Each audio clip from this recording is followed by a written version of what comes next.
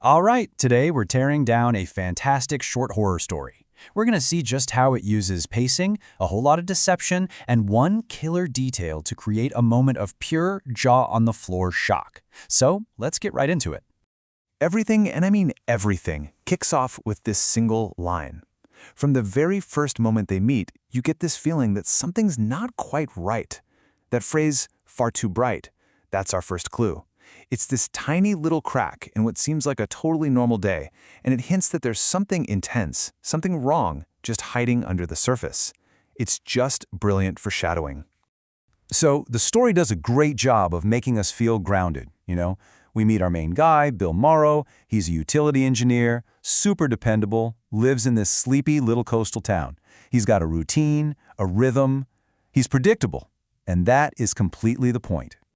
Yeah, the author really paints a picture you can almost smell and hear, right? The ocean, the lawnmower. It's all so normal. This ordinary world is built up so deliberately just to make her arrival that much more shocking.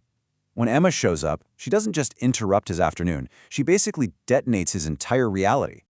Now this is where it gets really interesting, because look at the pacing. The story does not mess around. The connection between Bill and Emma isn't some slow burn romance, it's a full-on explosion. This creates this dizzying, almost intoxicating feeling that just sweeps you and Bill right along with it. I mean, just look at this timeline. It's wild. In the span of a few hours, Emma goes from a total stranger to inviting him back to her place.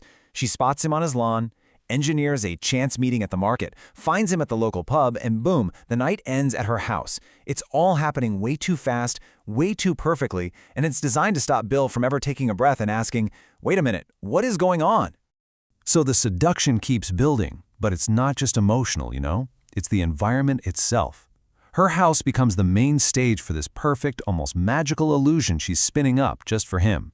And check out these details. It's all about overwhelming the senses. Plush carpets, the smell of fresh paint and sandalwood, the feel of silk, that hypnotic glow from the lamps. Every single detail is meant to feel real, luxurious, and just incredibly seductive. It's a total trap for the senses. And this toast is the absolute peak of the whole deception. It's loaded with this dark, twisted irony that Bill has no way of understanding. To him, it sounds romantic, right? But for her, well, it's a promise. He is about to have a night he will truly, horrifically never forget. And then, bam, it all comes crashing down. The shift in tone is so abrupt, so brutal. That warm, dreamy night gives way to a cold, harsh, and absolutely terrifying morning.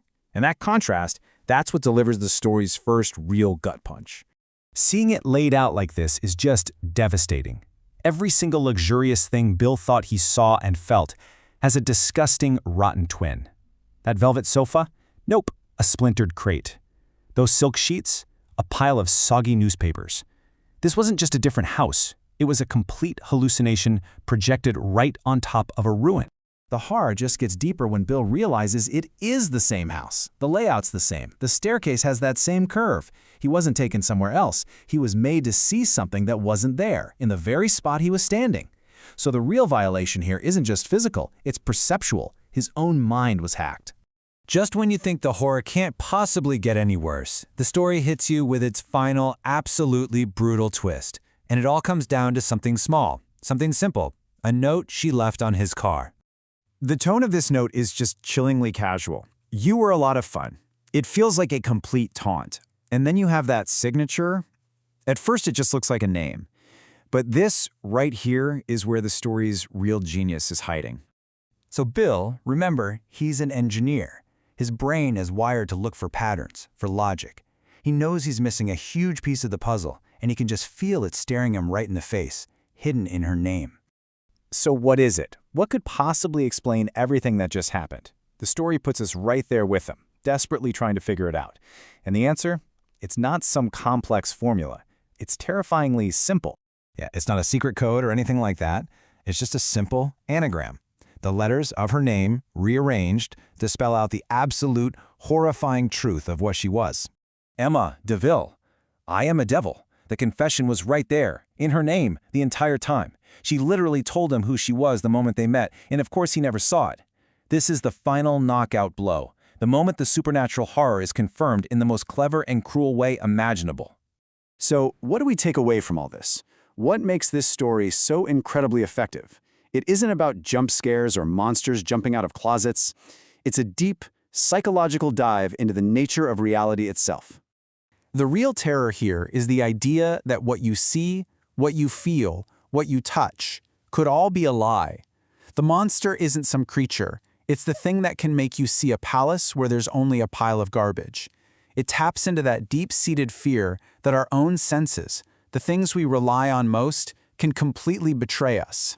And that leaves us with one last, really unsettling question, doesn't it? The story's biggest clue was an anagram, a secret that was hidden right out in the open. It kind of makes you wonder, what other truths are right there in front of us every single day, just waiting for us to rearrange the letters and see them for what they really are?